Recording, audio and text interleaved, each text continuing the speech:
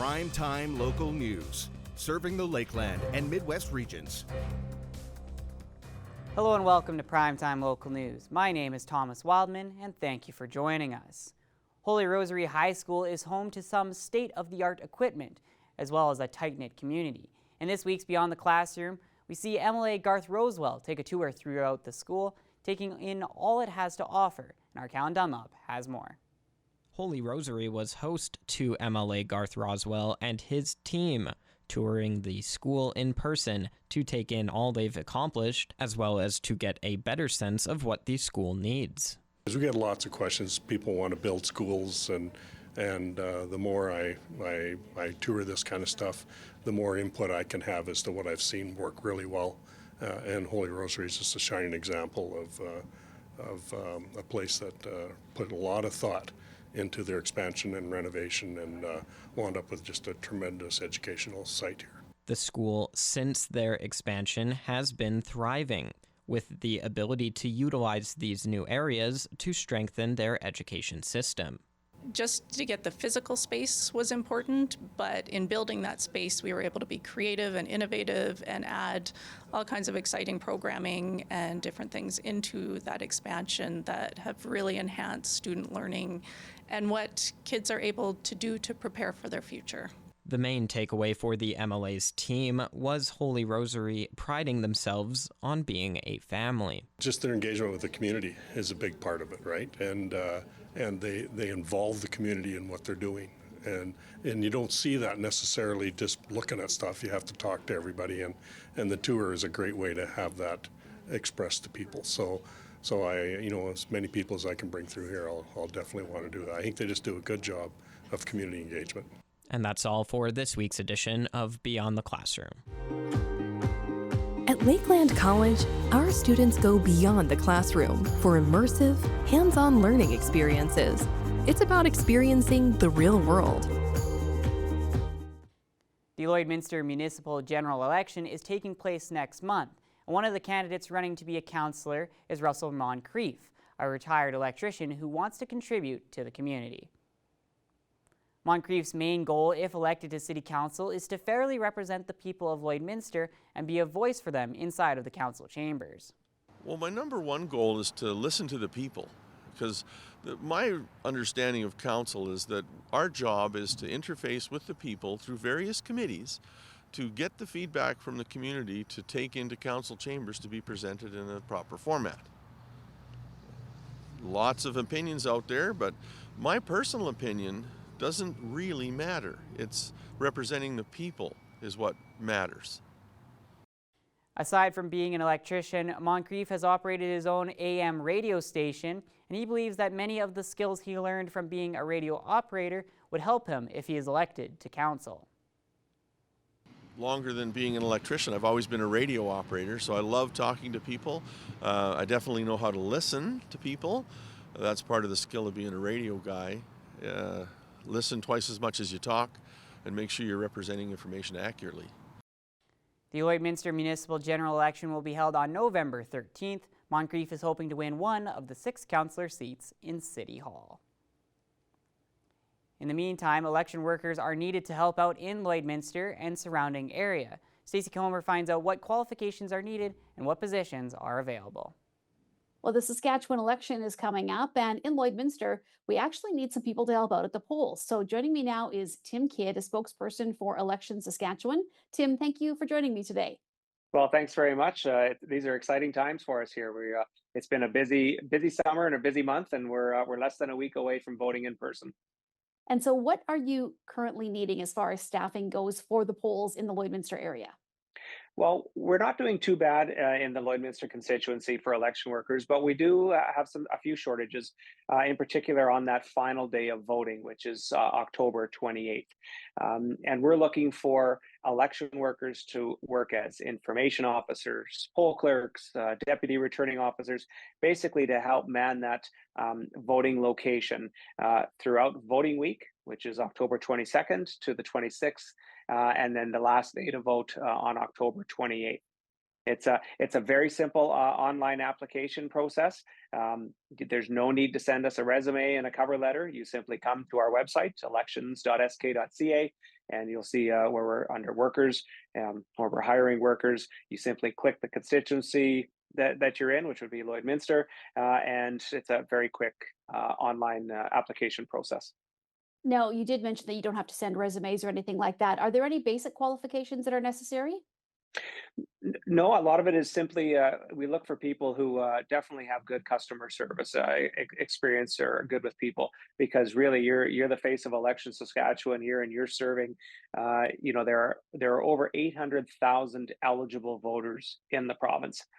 It is the biggest event in Saskatchewan when it's held, and so people will be coming to the voting location. The information officer will be there to greet the person, make sure they're at the right voting location. If they received a voter information card in the mail, which hopefully they have by now because those were mailed out last week, it tells you your options to vote during the early part of voting week, and as well as the one option on the last day of voting. So that information officer, it's actually one of the positions here that you only need to be 16 years of age, so you don't need to be an eligible voter. So in the past, we've had high school students, we've had new Canadians who maybe aren't eligible to vote yet with citizenship, but can work in that role. And then the deputy returning officer and poll clerk, those you need to be an eligible voter, which means 18 and a Canadian citizen. But yeah, we have opportunities in Lloydminster, as far up as Pierceland, as far south in Paradise Hill, Frenchman Butte in the middle. We have opportunities in the voting locations, especially that last day of voting, Stacey. Okay, and this is a paid position too. This is not a volunteer thing, correct? Every job is a paid job. The pay ranges, I believe some is from, I think, $16 to $23 an hour. Other jobs pay more depending on training and travel and what have you. But no, they are all paid positions, and it's certainly we tell people working an election is a great day to reconnect with your neighbors who you haven't seen for a while, make some new connections. For young people, it looks great on a resume.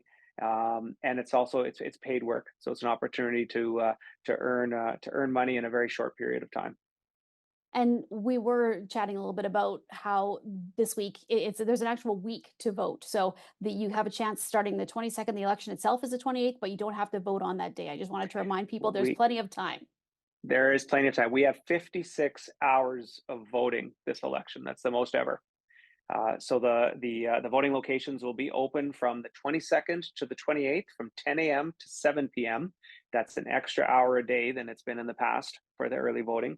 And then on the last day of voting, October 28th, 9 a.m. to 8 p.m., the doors close. Anyone in line at 8 p.m. Will certainly be able to vote, but the doors do close then.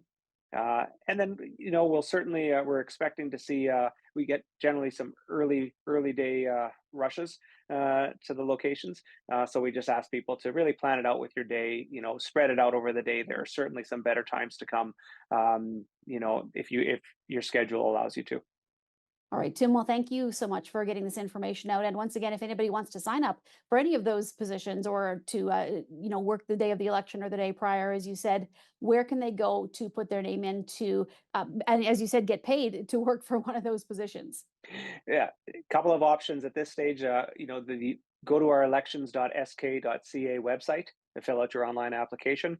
But because we're also getting so close to the voting days now, if they just call their local Lloydminster returning office, they'll certainly be able to get the wheels in motion. All right, Tim. Well, thank you so much. It's been a pleasure speaking with you, and let's get everybody out and vote. And we'll have more primetime local news after the break.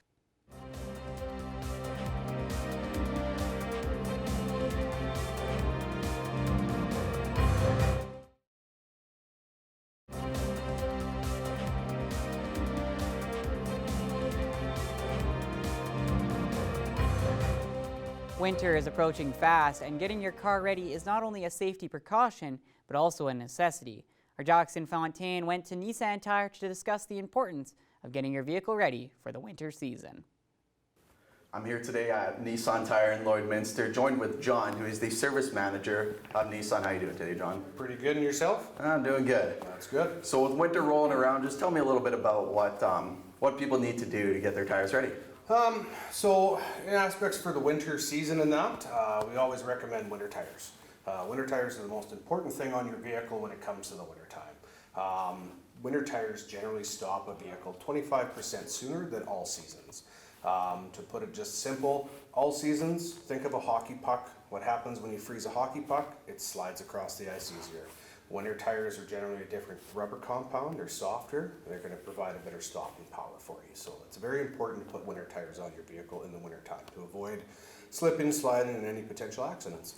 And would you say having these winter tires on compared to, like, say, all season tires, it's a big difference? It is. You're going to notice a night and day difference. A lot of misconceptions are with people with their braking power, all-wheel drive systems. Now, the only thing between you and the road or you and the ice and snow is your winter tires. That's why it's so important in the wintertime to have winter tires on. They're going to stop, like I said, 25% sooner in that, and hopefully avoid any rear end fender benders and that, and avoid a trip to the insurance company. So.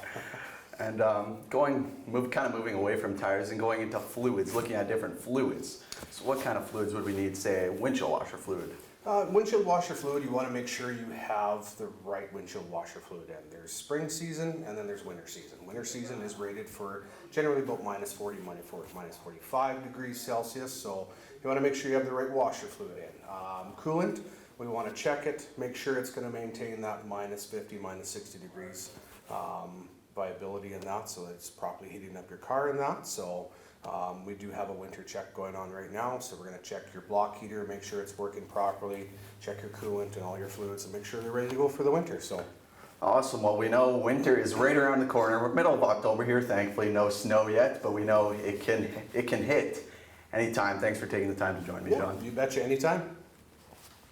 Many things can change in a person's life when they are going through separation and divorce.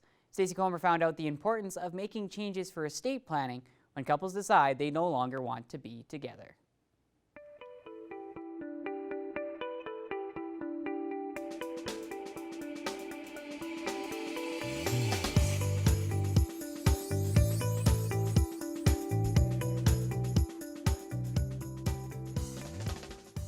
Stephanie Dobson is back with us this week. Stephanie is a lawyer, mediator, and online educator with Hankin Divorce Law and Mediation offices in Lloydminster and Edmonton. Stephanie, thanks for joining us once again. Thanks. Nice to be here, Stacey. Well, we always have so many different things to talk about involving separation and divorce, and it just shows how complicated this actual process is. So this week, it's something we've never discussed before, and that is estate planning revolving around separation and divorce. So the first question is, what happens to a will after the separation and divorce process? That's a really good starting point, Stacey. So in both Alberta and Saskatchewan, the separation itself doesn't do anything particular to your will, but divorce is another story.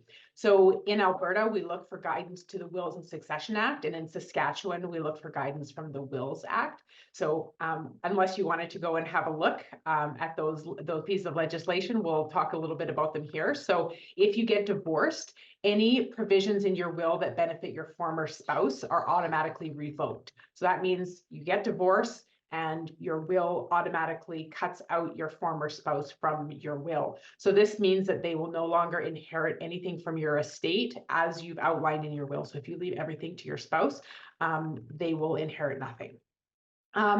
However, the other provisions regarding your children or other beneficiaries remain intact unless specifically altered. So it's really a good idea to get your will changed right as soon as you've got divorced. As well, the other piece to that puzzle is your executor, naming of your executor. So if you do name your former spouse, that former spouse will be passed over and the alternate executor will be used as your executor for your estate. So what considerations should be given to children when you have to make these changes? Well, I always encourage families or parents to talk at the negotiation time about nominating someone as a guardian for your children in your wills. So either one of you can make your own provisions in your own will with respect to who is going to have the children if you both should pass away. But it's a really good idea to try to make that be the same person as both mom and dad making their will, because then it gives peace of mind to you if you are deceased, it would give you peace of mind to know that your children are going to the person that both of you have nominated. The second piece is if you're leaving assets to your minor children, of course, there needs to be a trustee set up to manage those assets. So what about beneficiary designations? What happens to that situation, I guess, when you are going through divorce and separation? Yeah, so unlike your will, the beneficiary designations on things like life insurance policies, retirement assets, RESPs will not be revoked by separation or divorce. So it's really important that as soon as your separation agreement is signed or your court order is entered, it's really important to get those updated. If you're changing your beneficiaries to your children, of course, again, you're going to have to, in minor children, I should say, sorry, you will have to nominate a trustee of the funds until they're of a set age. Okay, and what about when it comes to medical and financial decision makers with this? I know there is a lot to consider, but those are two very important, areas that need to be dealt with. Yeah, so usually as part of your estate planning documents, you've got your will, and then you've got your document that helps you with your medical decisions, medical and healthcare decisions. Then you've got your document that helps you with your legal and financial decisions. So for appointing an agent for healthcare decisions, if you become incapacitated in Alberta, it's called a personal directive. And in Saskatchewan, that's called a healthcare directive. And then for appointing an agent for financial and legal decisions, that's called an enduring power of attorney. That's in the event that you become incapacitated. So it's really important to know that these agents are not automatically revoked with separation and divorce. So it's very important that these estate planning documents get updated as soon as possible to make sure that the person that's making these kind of decisions, legal, financial, and healthcare decisions, are the ones that you actually want to be making those decisions for you if you become incapacitated.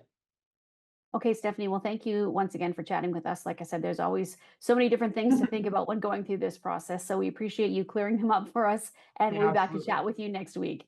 Yeah, thanks, Stacey.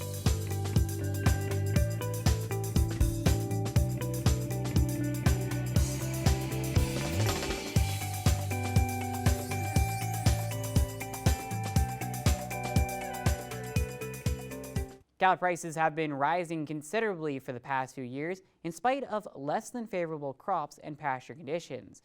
And I had the opportunity to talk to a local cattle buyer for a preview of fall cattle prices. Today I'm joined by Shannon Eaton of Eaton Livestock, a local cattle buyer here in Lloydminster and area. He's going to tell us a little bit about how the cattle prices have been this summer as well as the upcoming cattle prices for the fall and winter. And so thank you so much for being with me today, Shannon. Always a pleasure. And we'll start by looking back a little bit. How were cattle prices this summer, especially after a tougher year in the crops? Well, a lot of the calves that pre-sold in July and August for fall delivery, we probably saw prices that, well, we've never seen before. We had some 5-weight calves trading up as high as, I saw some at $5.50 a pound. I saw some 560-pound calves trade as high as $4.95 a pound. And now here we are in October, and some of these calves are starting to take delivery. The market has definitely fallen off quite a bit from there. Some of these calves we're seeing that are delivering 70, 80 cents a hundred, less than they actually traded for when they pre-sold in the summer months. And you mentioned that the prices did drop a bit this summer. Are we seeing the prices rising up this fall? We saw some, the calf market definitely drop quite a bit into the mid-September. It has rallied. We've seen futures market go on a big rally since about the 10th of September. We've probably seen them put on $10 to $12 a hundred US on the fat cattle futures, which is reflected onto these calves. We were seeing 5-weight calves trade $4.25 to $4.35 back in mid-September, and we're seeing a flat 5-weight calf today as high as $4.70 a pound. The 550 weight steers that got down to $4.05, $4.10, we're seeing those calves back on the steer calves back to approximately $4.25, $4.30 right now. And are we expecting that these high prices will hold into 2025? I think we're going to be a very strong, steady market all the way through into the spring months. Feed grains are cheap. We did have a pretty good hay crop for the most part. I know a lot of guys are struggling to find straw, but we did have a wet May. Therefore, we do have maybe an overabundance of hay, which is great for the cattle market. The feed grains are struggling, which equates to a lower cost of gain onto these calves. I think we'll continue to see strong cattle all the way through. I think come March, April, I think we see 7-weight steers hovering maybe just under $4 a pound is my prediction where they're going to be. I think we'll see $2,800, $2,900 grass cattle come March, April. Thank you so much for all the information today, Shannon, and hopefully we see these prices continue to climb up and up as we get into 2025. And now we will take a look at your lovely pets with our pet picks of the day.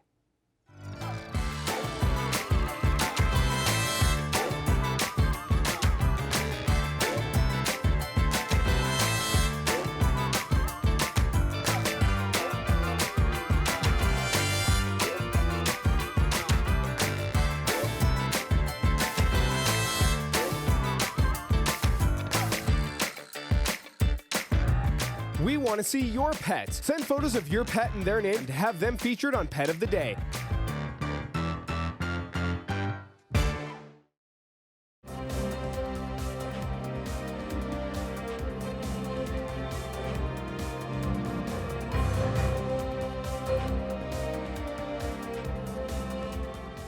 And thank you so much for watching Primetime Local News. My name is Thomas Wildman, and have a great rest of your day and week.